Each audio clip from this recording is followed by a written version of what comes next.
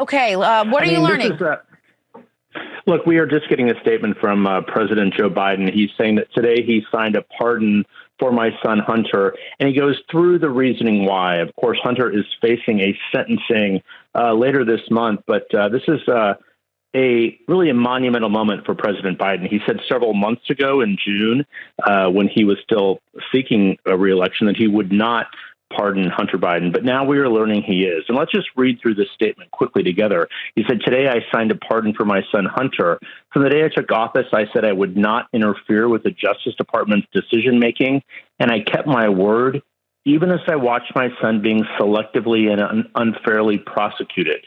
So this is a fairly long statement, about 4 or 5 paragraphs from President Biden, but really going through why he is making this decision. He also goes on to say this.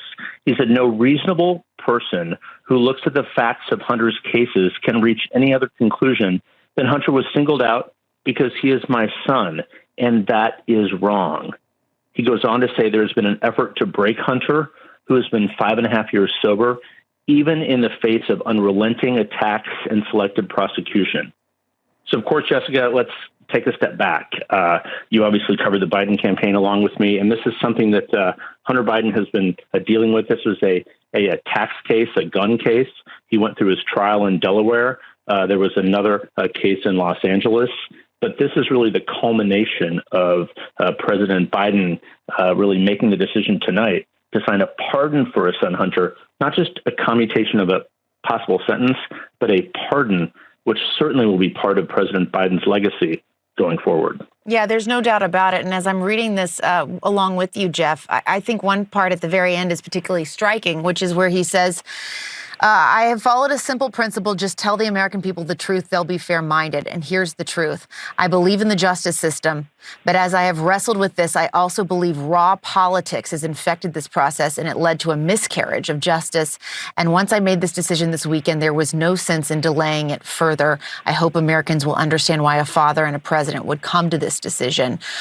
It is interesting to also hear him saying, essentially, that the justice system was politicized, which is something we've heard from Republicans and Donald Trump as well.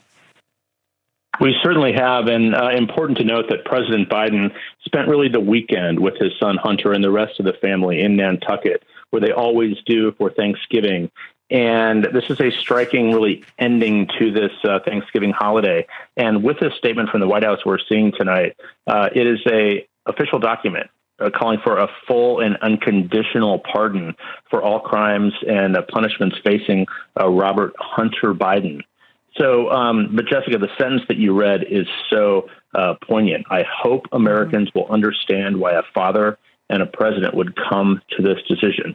We will see, of course, in the coming weeks and months and years if Americans do understand that, but there is no doubt that this is part of the legacy of President Biden's one term in office. Certainly something he did not want. He hoped to run for re-election. He obviously stepped away from that months ago. But clearly there was pressure inside the family. We were told really in recent weeks that Dr. Jill Biden, First Lady Jill Biden, was very supportive of the president doing something like this. The president was not sure, but we clearly have seen now he has come to this decision to pardon his son Hunter.